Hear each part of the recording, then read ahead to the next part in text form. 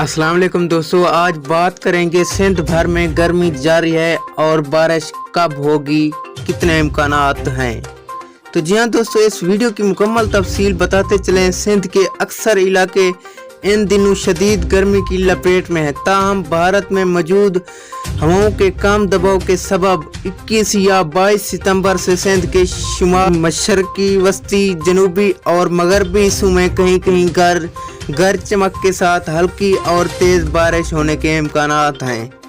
तो जी हाँ दोस्तों, इस वीडियो की मुकम्मल तफसील बताते हैं, लेकिन इससे पहले वीडियो को लाइक कर दें, चैनल को सब्सक्राइब कर दें, साथ खड़े बेल आइकन को भी दबा दें। शहर कैद कराची में भी गर्मी का राज है, जो कि समुद्री हवाओं के ना होने के सबब गर्मी की शिद्दत में मजीद इजाफे का बायस बन रहा है।